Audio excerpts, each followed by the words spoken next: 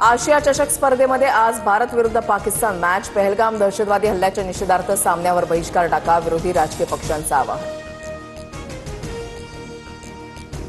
पहलगाम दहशतवादी हल्ल्यामध्ये बीसीसीआयच्या परिवारातील कोणाचाही मृत्यू झाला नाही, त्यामुळे त्यांना 26 मृतांच्या कुटुंबांच्या भावना समजल्या नाहीत. दहशतवादी हल्ल्यातील मृत शुभम द्विवेदी यांच्या पत्नी ऐश्वर्या द्विवेदी यांची प्रतिक्रिया.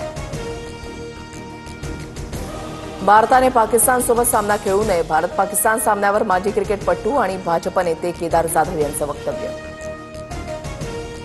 हॉटेल चालकांनी भारत पाकिस्तान मॅच दाखवू नये, ठाकरेंच्या शिवसेनेच्या नेत्यांचं वक्तव्य. भारत पाक मॅच दाखवणाऱ्या हॉटेलमधील टीव्ही स्क्रीन बॅटनं फोडणार, शरद कोळींचा इशारा.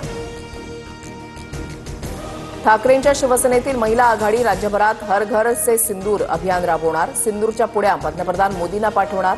आंदोलनाच्या माध्यमातून भारत पाक क्रिकेट सामन्याचा निषेध नोंदवणार. खरी भाजप अस्तित्वात असती तर बीसीसीआयला धारेवर धरलं असं, आदित्य ठाकरेंचा निशाणा. तर ऑपरेशन सिंदूर वेळी ठाकरे लंडनला होते, आदित्य बुरखा घालून मॅच बघतील, नितेश राणेंनी डिवचलं.